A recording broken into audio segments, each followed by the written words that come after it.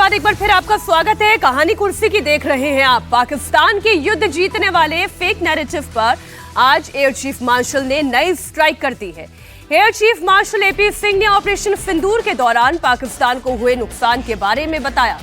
AP Singh ने दावा किया कि भारत के हमले में पाकिस्तान की बड़ी संख्या में हवाई अड्डे तबाह हुए, 4 जगहों पर रेडार सेंटर तबाह हुए, 2 से 3 हैंगर रनवे पर ध्वस्त हुए। इतना ही नहीं, 4 से 5 F-16 के एयरबेस और एक SAM सिस्टम को भी भारी नुकसान पहुंचाया गया। एपी सिंह ने बताया कि भारत ने पाकिस्तान के 5 लड़ाकू विमान भी मार गिराए। इसमें F-16 और F-17 जैसे लड़ाकू विमान भी शामिल हैं। आप सुने एयर चीफ मार्शल को, फिर चर्चा शुरू करेंगे। चलिए, बयान जब तक आ रहा है तब हम चर्चा ही आगे बढ़ा लेते हैं। अब कितनी बार विनोद जी पाकिस्तान को सबूत दिए जाएंगे? 1 बार, 2 बार, 3 बार, 4 बार, लेकिन फिर भी बोलना नहीं चाहिए। पर कुत्ते की पूंछ है ना, जो टेढ़ी है, टेढ़ी की टेढ़ी ही रहती है। चलिए, किसी देश के बारे में ऐसा नहीं बोलना चाहिए, लेकिन हमें सबूत देने की जरूरत क्या है? हमें जो है पाकिस्तान को या अमेरिका को या किसी भी देश को सबूत देने की क्या जरूरत है? हमारी सेनाओं ने वो काम कर दिया जो हमें करना चाहिए था। अपने टारगेट अचीव किए, आतंकवादी ठिकानों को तबाह किया, और जब पाकिस्तान ने रिटेलिएट किया तो उसका माकूल जवाब दिया। और जैसा कि एयर चीफ मार्शल साहब कह रहे हैं, एपी सिंह साहब, तो जाहिर है उसको उस पर किसी तरह का संदेह करने का कोई कारण नहीं है। वो जिम्मेदारी से बोल रहे हैं, देश के वायुसेना के प्रमुख हैं, और मुझे लगता है ये काफ़ी है। ये देश के बाहर भी और देश के भीतर भी जिसको भारतीय सेना की क्षमता पर किसी भी तरह का शुबा हो, शक हो, उसके लिए हमारे वाइस चीफ मार्शल का बयान काफ़ी है। एयर चीफ मार्शल का बयान ही काफी। खाली इसमें मुझे खाली एक चीज़ का जरूर कहना है कि जैसे ये सारी चीज़ें तो हैं, ये सब चीज़ें जब प्रधानमंत्री जी ने जवाब दिया लोकसभा में और राजनाथ सिंह ने जब बोला रक्षा मंत्री, तो ये सारी चीज़ें उसमें आनी चाहिए थी कि हमने 5 लड़ाकू विमान गिराए, हमने ये तबाह किया। ये डिटेल भी आना चाहिए था संसद में चर्चा के दौरान, क्योंकि चीज़ें अभी तो आई नहीं है, तो तब आ चुकी होंगी उनके सामने। अब ये क्यों तब सरकार ने स्पष्ट नहीं किया, ये तो एक जरूर है। लेकिन हमें वाइस एपी सिंह साहब की बात पर पूरा भरोसा है और हमें अपनी सेनाओं पर गर्व है कि उन्होंने इस काम को अंजाम दिया। जी, आप कुछ ऐड करना मैं ये कह रहा था कि जो सबूत मांगते हैं उनके लिए सबूत देना भी जरूरी है ना। अगर नहीं देंगे तो फिर बाद में सबूत मांगने वाले कहते हैं कि भैया हमें सबूत दीजिए। और मुझे लगता है कि इतनी अच्छी खबर, इतने बेशर्म है कि यूनाइटेड नेशन में जाकर कि जब इतनी अच्छी खबर है तो वो टुकड़ों टुकड़ों में आते रहना चाहिए। बार बार दर्द बढ़ना चाहिए। एक ही बार में दर्द दे दो तो आदमी भूल जाता है, तो धीरे धीरे बताते रहना चाहिए कि किस हाँ, तो बार बार टुकड़ों में बताते रहना चाहिए। खुशी की बात होगी तो लंबे समय तक खुशी का एहसास बना रहना चाहिए। अब एक ही बार में लोकसभा में सब बोल देते तो उसके बाद बात खत्म होती। अब जैसे कैसे आज हमको आनंद आ रहा है जब उन्होंने बताया एयर चीफ मार्शल ने, तो मन और छाती चौड़ी हो रही है। तो बार बार मौका आते रहना चाहिए। और मैं ईश्वर से प्रार्थना करता हूँ कि हर 4-6 महीने बाद ऐसी खबर मिलते रहे पाकिस्तान को लेके कि भारतीय सेना ने पाकिस्तान के साथ क्या क्या किया था, वो जानकारी बाहर आते रहने चाहिए। एक बार बयान हम सुना देते हैं, हमारी टीम बता रही है बयान आ गया है, आप सुने। On ground, because of this strikes, there have been radars at least 4 places, command and control centers at 2 places, runway, of course, damaged at 2 places. Then 3 of their hangars in 3 different stations have been damaged, and in that hangar as well as on tarmac, we have signs of one C-130 class of aircraft, one AEW&C class of aircraft, and at least 4 to 5 fighter aircraft, most likely F-16 because that base happened to be F-16. Along with that, 5 fighters, that high-tech fighters of between F-16 and JF-17 class is what our system tells us. तो जो बात air chief marshal कह रहे हैं, वाकई में हर्षवर्धन जी, वो नासूर बन जाना चाहिए ये पाकिस्तान के लिए। रह रह कर जख्म पे जख्म मिलते रहे पाकिस्तान को, तो उनकी भी होश की दवा की तरह ये काम करे। नहीं, जिनकी आदत बुरी है, उन बुरी आदतों को ठीक करने के लिए तो आपको ये करना ही पड़ेगा। और ऑपरेशन सिंदूर कोई ऐसी छोटी घटना नहीं थी कि वो घटना हुई और भूल जाएगी। उस घटना ने दुनिया के जो डिफेंस स्ट्रेटजिस्ट हैं उनका पूरा नजरिया बदल दिया है। उस घटना ने अमेरिका के सोचने का तरीका बदल दिया। जिसको लगता था कि भारत की रक्षा रणनीति क्या है, भारत की रक्षा क्षमता क्या है, डिफेंस कैपेबिलिटीज क्या है, उस घटना ने चाइना की थोड़ी सी, जिसको कहें कि समझ विकसित कर दी कि नहीं नहीं ऐसा भी नहीं है। हम जो समझते थे कि हम 5th जेन 6th जेन हम उधर जा रहे हैं, ये तो अभी 4th जेन पर पड़े हैं, 4.5 जेन के लिए इनको बड़ी मुश्किल है फाइटर जेट की। जिनको ये लगता था कि नहीं नहीं इजराइल है जो सबके बीच में फंसा होता है तो भी लड़ लेता है, आयरन डोम दिखता था, हमने वो सब करके दिखाया है। और उसमें जब हमने हमला किया उनके एयरबेसेज उड़ा दिए, आतंकवादियों के जनाजे ऐसे निकले कि कंधे कम पड़ गए, वहां 100 से ज्यादा आतंकवादी मार दिए हमने उनका पूरा का पूरा जो रक्षा तंत्र था वो तबाह कर दिया। हमने ये स्थिति कर दी कि अमेरिका को लगा कि अब उसकी प्रतिष्ठा दांव पर है, उसके हथियार पूरी तरह से खत्म हो रहे थे। अमेरिका, चीन और तुर्की, इन 3 देशों के हथियारों और सुरक्षा उपकरणों से सज्जित पाकिस्तान का यह हमने हाल किया है। इसलिए बार बार यह दर्द पता लगना चाहिए, टीस उठती रहनी चाहिए। इसका एक ही तरीका है, सुधर जाओ। आतंकवादी बनाना, आतंकवादी भेजना, आतंकवादी घटनाएं करना बंद कर दो, इसकी याद भी थोड़ी धुंधली पड़ जाएगी। Air chief marshal AP Singh ने हिंदुस्तान की डिफेंस की जरूरतों पर भी बात की। उन्होंने कहा कि इस वक्त हिंदुस्तान को अभी और S-400 एयर डिफेंस सिस्टम की जरूरत है। हालांकि भारत को कितने S-400 चाहिए इसका नंबर बताने से एयर चीफ मार्शल ने इनकार कर दिया। आपका क्वेश्चन था कि S-400 and obviously that has done good, so there is a requirement to have more such. There is no limit to numbers that you can buy. Again, I am keeping quiet on what is the plan, whether we want to buy more, how much. If it comes to you through some other source, at least I will not be guilty that I have said something. Okay, I am not saying it will not reach you. You might get it from some other source, but it has proved to be a good weapon system. We have our own system also developing, so we will take a call on that. And similarly इधर जो ये question मेरे से पूछा गया कि उन्होंने कहा हमने इतने जेट गिराए, आपने कुछ नहीं बोला। मैं अभी भी कुछ नहीं बोल रहा हूँ उसके बारे में, और ना मैं बोलना चाहूँगा। अगर वो सोचते उन्होंने मेरे 15 जेट गिराए हैं, उनको सोचने दो। I hope they are convinced about it and they will cater for 15 less aircraft in my inventory when they come to fight again. So why should I talk about it? तो मैं उसके बारे में आज भी कुछ नहीं बोलूंगा कि क्या हुआ, कितना नुकसान हुआ, नहीं हुआ, कैसे हुआ, क्या, कुछ नहीं बताना चाहिए, क्योंकि उनको पता करने दो ना। जैसे हम भी तो कुरेद के निकाल रहे हैं ना, हमने क्या कर पाए हम लोग, तो उनको भी निकालने दो। लेकिन ये बात आपको सब वेरी क्लियर है कि आपने कोई एक ऐसी पिक्चर देखी है जहाँ पे हमारे किसी एयरबेस में कुछ गिरा हो, कुछ लगा हो, कोई हैंगर डिस्ट्रॉयड हो, कुछ हो? जो इतनी सारी पिक्चर्स हमने उधर की दिखा दी, वैसे एक भी पिक्चर वो नहीं दिखा पाए हमें। सो उनका जो नैरेटिव है वो आई थिंक उनके जो वो मनोहर कहानियां हैं। सो चलने दो, अच्छा है, उनको खुश रहने दो। एंड मे बी उनको अपनी पब्लिक को कुछ दिखाना है अपने साख बचाने के लिए। मेरे को कोई उससे फर्क नहीं पड़ता। दो बातें जो बड़ी इंटरेस्टिंग कही उन्होंने, एक सोचने दो, सोचने में क्या जा रहा है, सोचने दो। और दूसरी बात उन्होंने कही कि अगर मनोहर कहानियां उन्हें सुनानी है अपने लोगों के लिए तो वो भी उन्हें सुनाने दो। क्या दिक्कत है? ठीक विनोद जी? बिल्कुल ठीक है, हमें जो कहना है कह दिया। उन्हें एंटरटेनमेंट मिल रहा है, करते रहे अपना एंटरटेनमेंट। उनको भी तो अपनी लाज बचानी है, उनको भी तो अपने देश में अपनी लाज बचानी है, उनके सेना को। तो वो अपना कुछ ना कुछ कहानी करते रहेंगे। सही कहा, मनोहर कहानियां हैं। मनोहर कहानियां पता नहीं आपने पढ़ी नहीं पढ़ी, हम लोगों के बचपन में, हम लोगों के ज़माने में बड़ी पॉपुलर अपराध कथाएं होती थी, जिसमें तमाम तरह के रंग बिरंगे किस्से और कल्पना के आधार पर होते थे। तो उन्होंने बड़ा अच्छा उदाहरण दिया है मुझे लगता है AP सिंह साहब से। और इससे ज़्यादा कोई आर्मी एयर चीफ क्या कह सकता है जी। और उन्होंने एक चुनौती दी कि भाई कोई फोटो, कोई पिक्चर ऐसी दिखाओ कि जो हमारा कोई एयरबेस, हमारा कोई हवाई पट्टी या कुछ ऐसा हो जहाँ तबाह हुआ हो। तो दिखा नहीं पाए। तो कोई अगर सैटेलाइट इमेजेस तो था उनसे जब विदेशी पत्रकार ने तो क्या कह दिया था ख्वाजा साहब ने कि वो सोशल मीडिया पर वायरल है। सोचिए जरा, जब अगर सैटेलाइट इमेज हम दिखा सकते हैं तो सैटेलाइट इमेज उनके पास भी होनी चाहिए। अगर हमारे यहाँ कुछ ऐसा हुआ है तो ऐसा तो कुछ हुआ नहीं, तो इसलिए ठीक। अब इसके बाद इसका क्या जवाब है? ठीक, अगली खबर की तरफ बढ़ते हैं। लद्दाख की बात करते हैं। लद्दाख के पर्यावरण कार्यकर्ता सोनम वांगचुक की पत्नी गीतांजलि अंगमो ने सुप्रीम कोर्ट का दरवाजा खटखटाया है। सोनम वांगचुक की पत्नी ने अपने पति की गिरफ्तारी को चुनौती दी है। उन्होंने संविधान के अनुच्छेद 32 के तहत कोर्ट में रिट याचिका दायर की है।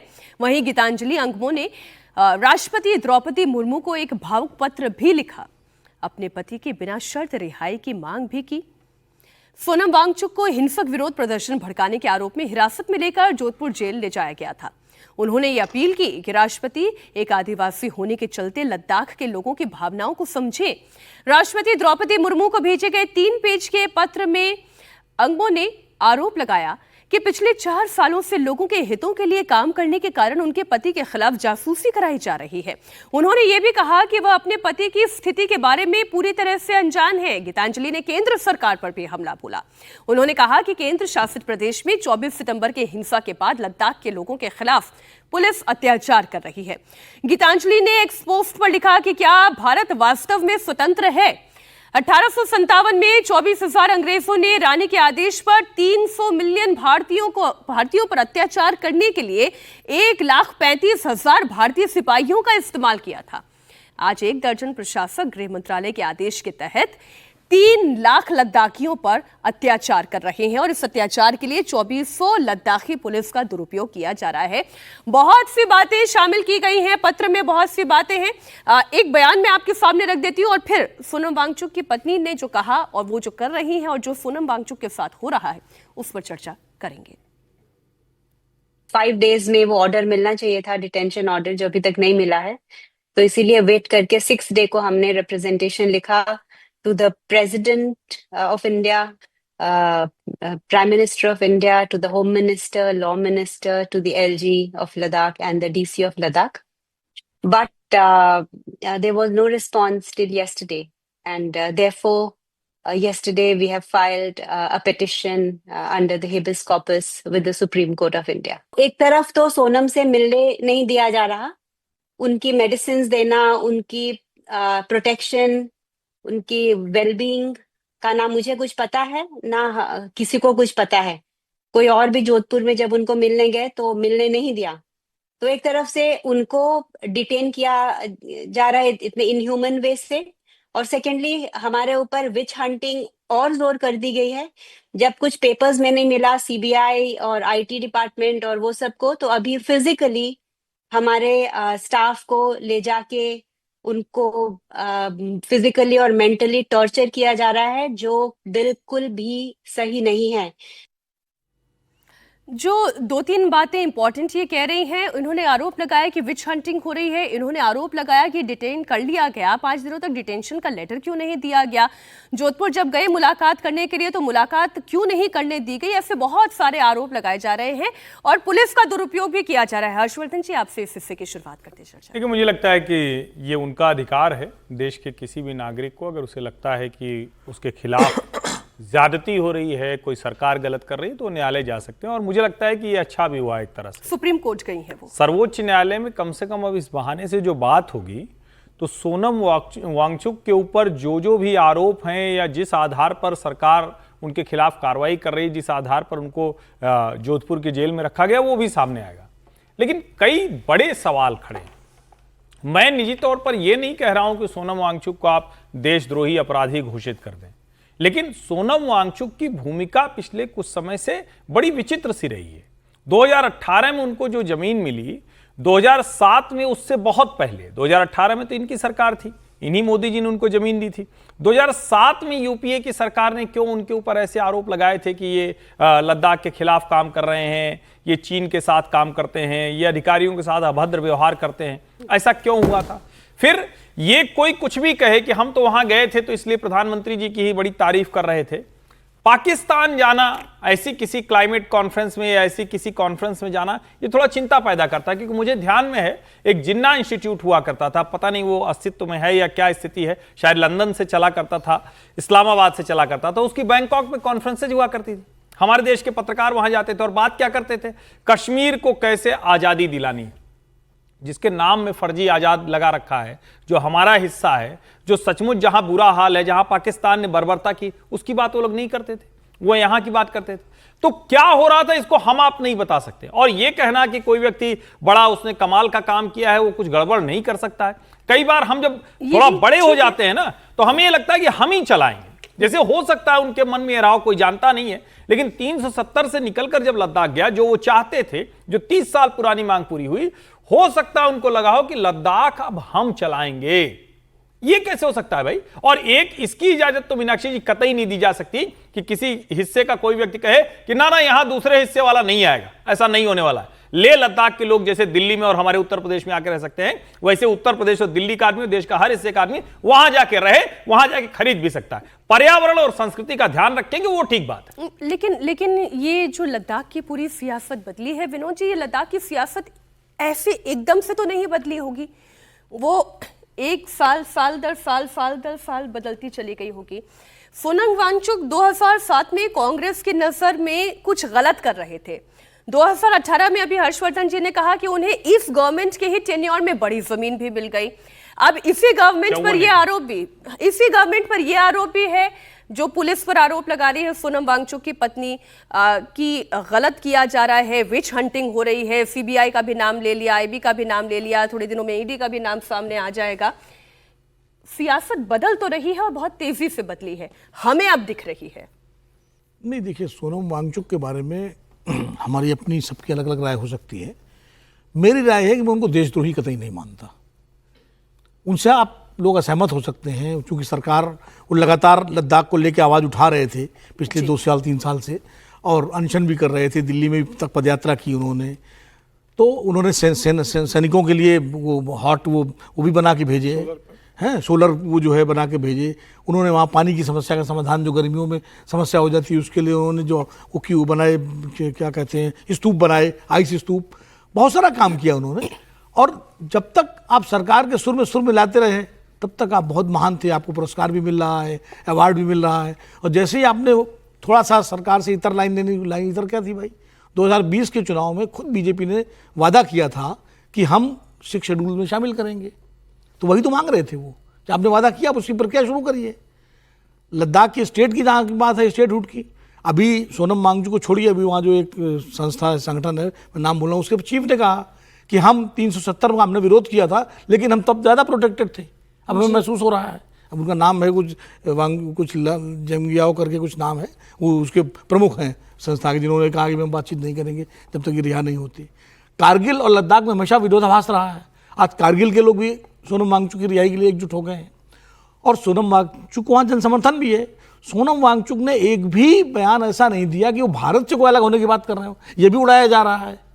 और पाकिस्तान वो गए थे, क्लाइमेट कॉन्फ्रेंस में गए थे, अकेले वही नहीं गए थे, भारत से 4 लोग आमंत्रित थे। उसमें सुनीता नारायण भी आमंत्रित थे, वो नहीं जा पाई थी बीमारी के कारण। एक मिस्टर पुरी साहब भी गए थे, 2 लोग और गए थे, और दुनिया भर के लोग आए थे। और जब गए थे पाकिस्तान, तो क्या बिना भारत को बताए गए थे? बाकायदा वीज़ा, पासपोर्ट पे एंट्री होगी, सब चीज़ें ओपन थी। और क्या पाकिस्तान लोग पहले कभी गए नहीं? अच्छा, ये जो पाकिस्तान जाने वाली बात है, उसी पर सोनम वांगचुक की पत्नी गीतांजलि ने अपना रिएक्शन भी दिया है। उन्होंने कहा कि हाँ, पाकिस्तान गए थे, बताया कि संयुक्त राष्ट्र के कार्यक्रम में शामिल होने के लिए ही वो पाकिस्तान गए थे। वो बयान भी आप सुन ले। विच हंट किया जा रहा है, मुझे समझ नहीं आ रहा, क्योंकि वो 3 दिन की कॉन्फ्रेंस थी और 3 दिन हम गए थे और हम वापस आए थे, बाकायदा with proper visa and everything, on the invitation of United Nations and on media.